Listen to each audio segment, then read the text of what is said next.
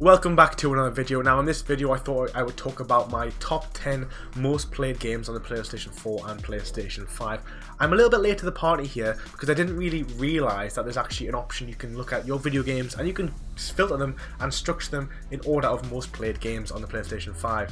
Yeah, apparently you can do this and I've only figured this out right now. So we're going to talk about my top 10 most played games, and am I going to be happy about them? Am I going to be ashamed about them? Because as someone who plays for Platinum trophies for the 100% completion, sometimes I spend more time with games than I probably should have. Games that maybe I should have walked away from, but because I want to finish them, I just stuck at them to the bitter end.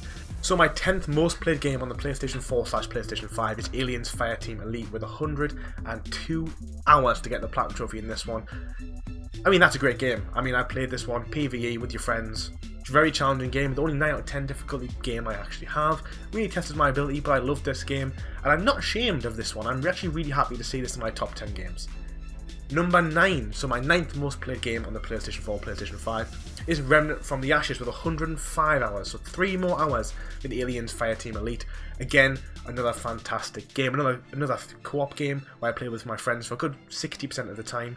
Remnant from the Ashes, if you watch my stuff, you'll know is one of my favourite games I played last year. Probably one of my top 5 or 6 best games on PlayStation 4, honestly.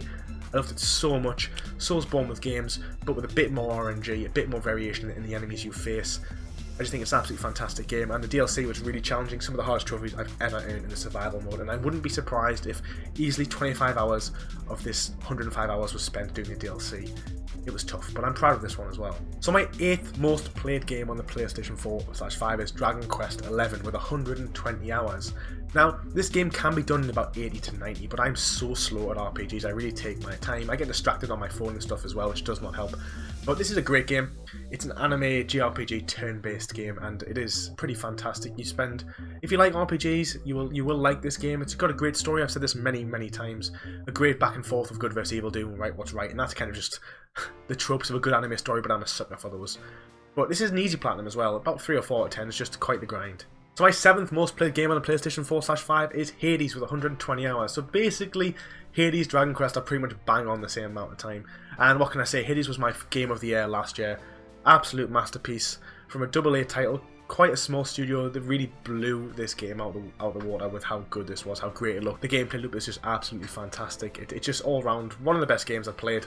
So my 6th most played game on the PlayStation 4/5 is Diablo 3 with 121 hours.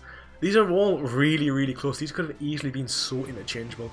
Diablo 3 is an over-the-top isometric RPG. Everyone knows what Diablo is, and Diablo 3 was my first entry to the series, and I did really enjoy my time with it. There's a lot of co-op games in this list so far. I think 3 out of the games I've spoken about so far, are all co-op games, and I did really enjoy Diablo 3. It is very much a dungeon crawling experience where you basically do a lot of the same stuff. You go through a lot of the same levels, grinding for loot, grinding to get better, improve your characters, and I do enjoy that. I do enjoy a looter shooter, an RPG, a looter slasher, whatever you want to call it.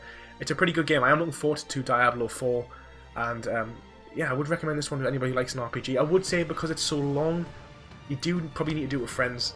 It can be a little bit repetitive by yourself. I did it probably about half my time by myself, and there's quite a grind at the end to leveling up enough of your characters. It does help to be with friends, especially if they've got high level characters anyway, and they can just sort of power level you through a good half of the XP you actually need to earn. So we're now into my top 5 most played games on the PlayStation 4, PlayStation 5. What have we got? Oh my god. Marvel's Avengers is my 5th most played game on the PlayStation 4 and PlayStation 5. That's so sad. I didn't like this game very much. I have dipped my toe back in to play Spider-Man recently. I don't want to bog down this video with how much I disliked Marvel's Avengers. It just was not a good game. They took the best IP in modern existence and they absolutely butchered it with the most generic game that's ever existed. And it really is a goddamn shame that this game came out in the way it was, and realistically it could have been so much better. We all know that. If you played this game, you know the combat and the characters control okay, but the enemy design is just ridiculous. The map design is boring, the stories are boring, the load times are insane on the PlayStation 4 and Xbox One, and the customization, which is a key point of all looter shooters, is locked behind paywalls because they want you to buy costumes. I've just been playing Outriders recently, and it's an okay game. I'm not going to say it's amazing, but there's so much customization in this game that it makes it really much more enjoyable to play, and it makes me think. I literally had this discussion with the people I was playing with, saying that If Marvel's Avengers had had this, it would have made the game slightly better, but the fact they hid it behind paywalls is really just one of the things that ruined this game. And I think paywalls in looter shooters have this terrible reputation, rightly so, for forcing microtransactions down your throat. But what I will say is, after playing Outriders, which is an okay game, and Alien Elite Fireteam as well, which is very similar as well, is that it's actually not the looter shooter genre that I dislike. If it's done right and it's done without microtransactions, without paywalls, it actually can be really fun and really rewarding. It's when they try and force microtransactions and they take key things from the game away from you to try and charge you, is when I have problems with this type of game.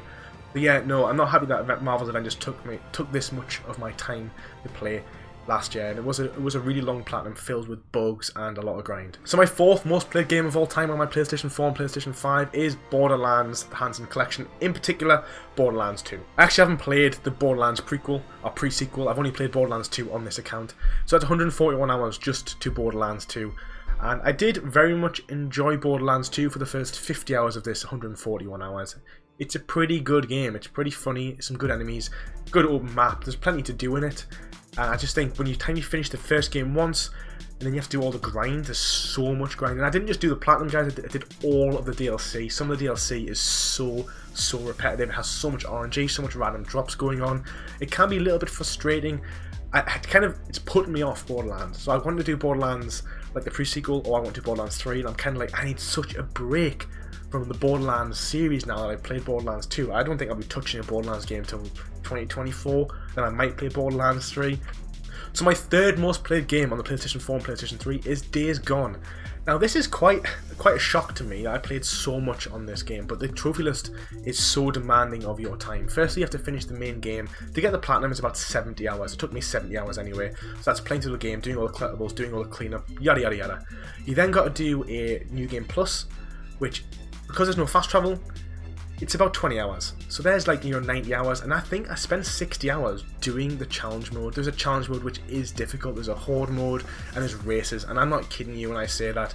I spoke about this some time ago with some podcasts. I remember talking to the Platchums about it, being like, it is so challenging. Like, I think it's so underrated. The difficulty is so underrated. The trophies are so underrated for the DLC. People just do not give enough respect for people who've actually earned these DLC trophies, because for me they were so hard. You got to be good at driving. You got to really understand the mechanics of the motorbike, because it's not just about motorbike driving. It's about learning how to drift, because you spend a lot of your time off road.